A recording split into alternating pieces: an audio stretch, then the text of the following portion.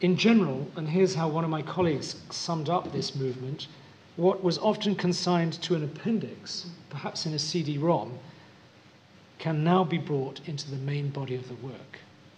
I think that's neatly conjures it up, because I think from around 1990, particularly in social sciences and education, through to just a few years ago, 2 or 3 years ago, all that stuff, film, data sets, sound archives, were in a CD-ROM attached in the back. And this is about bringing it into the main body of the thesis. Just to give you a little bit of update as to what's happening in terms of reading research online. First of all, 2007, a survey relating to electronic theses by the Consortium of Research Libraries in the UK suggested huge variation in approach. A lot of universities were just, in 2007, sort of grappling with this idea of how do we deal with digital in relation to hard copy formats. But the next slide, my second bullet point there, they're not comparable, shows usage data for electronic access to COPAC, the National Academic and Specialist Library Catalogue, which includes most universities, the British Library and others, to 2011, and that's what it looks like. It's an increasing way in which readers worldwide are accessing doctoral work in libraries. Interestingly here, 2007-8 seems to be some sort of peak, some key shift forward in this, and then it sort of dropped a bit and peaked again 2010, and it looks like it's still on the rise. But those sudden surges are partly, I think, to do with the times of year that people are accessing this kind of material. Often it looks as though it's in January, February sort of time. Perhaps as you're building your literature review at master's or doctoral level. But you can see the overall trajectory. These are number of hits, 60,000. Well, that's correct. I haven't got my glasses, but yeah, 60,000 hits. We're now going up to 120,000. Is that per day, per year, or per month? I don't know. But the general point is there that it's rising. Oh, number of sessions. Number of sessions, and one session could include a number of different kind of hits or explorations. The only university I've heard of that has gone completely over to digital submission of doctoral theses is the University of Illinois at Urbana-Champaign. Others may have done it in the last 6 months, but from September 2010, that university required candidates only to submit a digital version of their work, not to submit hard copies. And everything is done digitally, as it were. Although, of course, if you're an examiner that can't read on screen, you could print it out. There's nothing to stop you doing that. But again there, and this maybe it's more reliable than the British Library claim,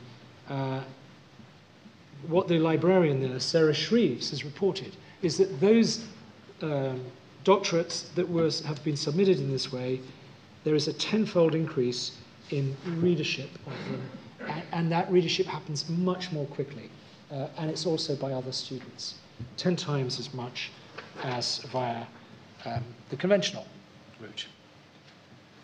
Okay, well, I'm coming towards the last couple of minutes of my talk now. Let me just flag up and say that the Institute of Education has a newish regulation as part of its regulations awarded by the Institute, the IOE regulations, as opposed to the University of London regulations. And I just want to read this to you, because this is, I think, a good example, a very nice example, of where a particular university, ourselves, is now in terms of submission.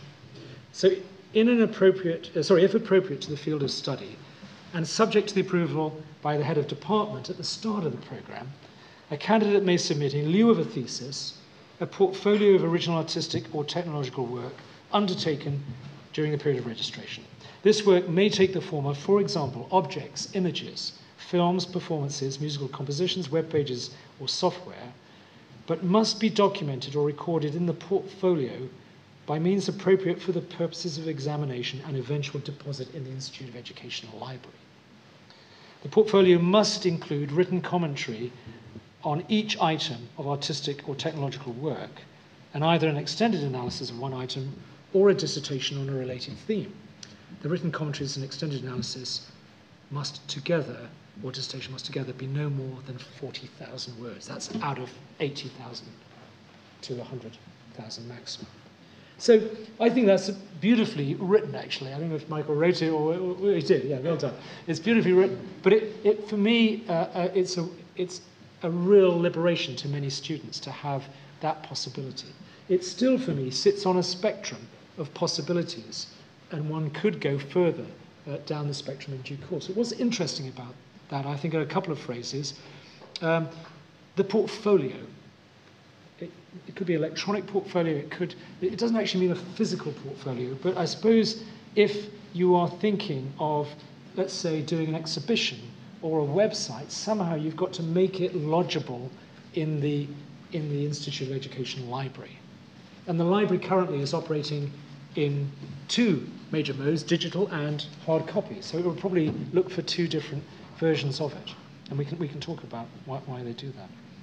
And the other point I want to make is note how words still have an important part to play, because it's almost a sort of nervousness that how would we assess this portfolio if we didn't have this sort of verbal mode to provide the degree of abstraction and generality and categorization and critique, etc., in order to get a purchase on what is new about this work.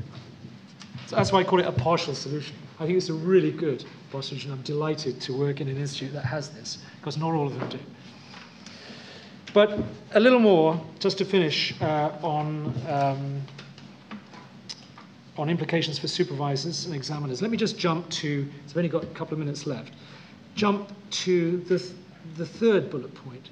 I think that there's a need for anyone doing a doctorate these days to write, and they're not often asked to do so, to write a 20-page summary and maybe a 4-page summary of the work to make it more readily accessible to teachers, practitioners, anyone in the public who, if they wish to read the whole work, can of course go and do so. I think a 20-page summary, which research students are not often asked to do, gives you enough technical detail for someone really interested in it to get a hold of it. And a 4-page summary, longer than an abstract, by the way, gives you, a different degree of detail. What we're trying to do now is, I'm trying to pull together the final manuscript. That's an old residual word, by the way, manuscript, but the digital text for a handbook for Perseids, which is going to come out next year, co-edited with people who work, Stephen Boyd Davis in the Centre for Electronic Arts at Middlesex University, Mir Domingo from New York University, who's undertaking research in Hounslow, as I said, Jude England, Head of Social Sciences at the British Library, and Eric Borg, who is a typographic designer. So we're working together to try and put together an interesting, ironically I have to say, book initially. That's the way the publisher works, and they're going to publish it as an e-book later, and the e-book will contain links to moving image and other modes of communication. Just to give you a flavour of what's in it, Stephen and Eric, the state of the textual thesis now, Richard Freeman, head of the doctoral school here, sorry, Andy Tomey, head of the doctoral school, and Richard Freeman, what role does the graduate or doctoral school play? Dylan Yamada Rice, a doctoral student at University of Sheffield, working in Tokyo on the traditional thesis and researching contemporary multimodal practices. She's photographing the streets of Tokyo. That's the main sort of semiotic field of research. But a student's perspective on the widening gap. What she means is the widening gap between conventional submission and what actual research is doing. Copyright, and our colleague Gunter Gress, a multimodal perspective on research in an age of provisionality. References, my email, this is going to be available to all of you and on the website, and I'll stop there because I think that's time's up, and to allow a little bit of time for question and answer.